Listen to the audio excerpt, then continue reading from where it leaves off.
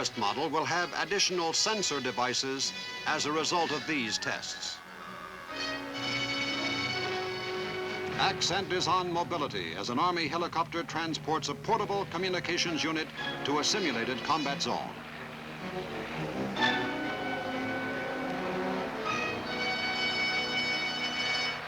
Mobile communication units maintain contact with widely dispersed forces, an indispensable operation of modern warfare, tested and proved on Fort Huachuca's vast ranges.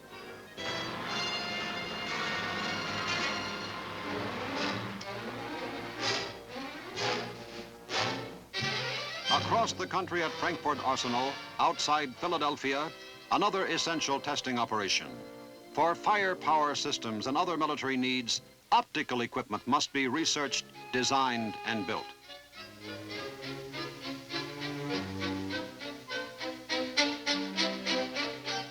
This is one of the best equipped optical laboratories in the world, where a continuous testing program in the fabrication and processing of lenses is conducted.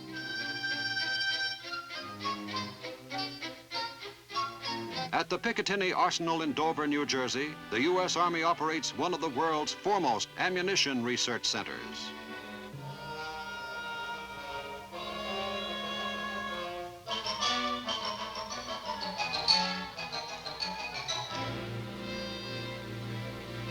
Here are testing facilities for every type of explosive.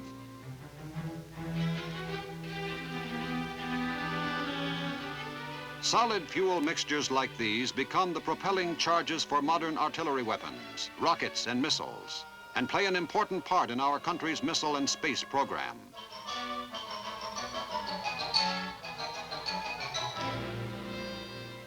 At the Watertown Arsenal in Massachusetts, one of the Army's most critical testing programs is conducted in the area of metals. This mechanical testing laboratory determines the tolerances of strategic Army metals to destructive shock. Hydraulic testing apparatus builds up a pulling force on a metal rod equal to almost 2.5 million pounds.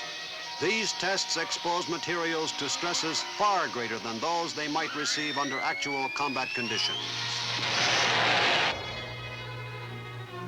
Metallurgical tests search for means of developing stronger, harder materials for our increasingly powerful weapons.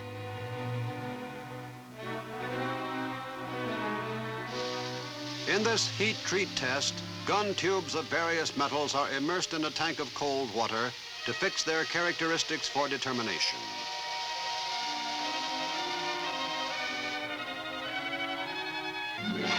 To detect structural flaws in metals, powerful X-ray equipment has been developed. In this concrete radiological laboratory, a 1,000,000-volt X-ray machine is capable of revealing defects in the heaviest of ordnance materials.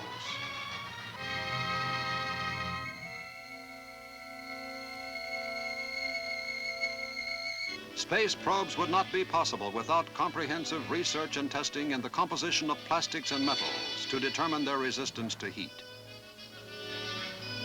Study of reaction of metals to tremendous temperatures, up to 30,000 degrees Fahrenheit, provides information needed for the construction of missiles and nose cones in space re-entry problems. Sprayed ceramic coatings, once only a test procedure, now protects the nozzles of our rockets from the intense heat of the rocket engines. Ceramic tool cutters, developed by Army scientists. Requiring no critical materials, ceramic cutters provide a quick, economical means of shaping tough military metals. Fired in ovens under intense heat, these little ceramic cubes rival the diamond in hardness. A high-speed shaper uses one of the ceramic tools as a cutting agent.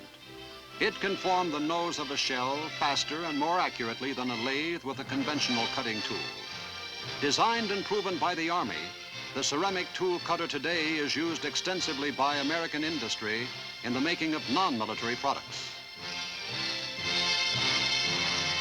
Many other materials and processes developed and tested by the U.S. Army have resulted in benefits to the civilian community through adaptation of military techniques.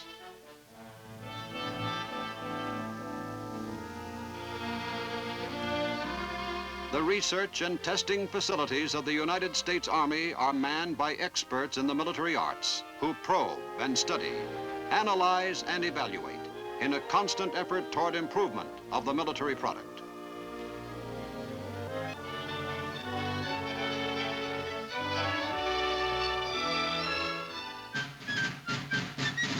Gone is the pioneer era when the American fighting man went off to war with the family musket, a powder horn, and a sack of musket balls slung over his shoulder.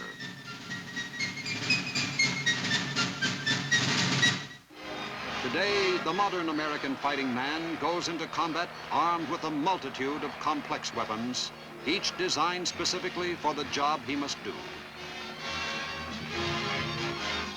To make certain that he does the job to the best of his ability, U.S. Army scientists and technicians put into his hands only the tried, the proven, the tested materials of combat.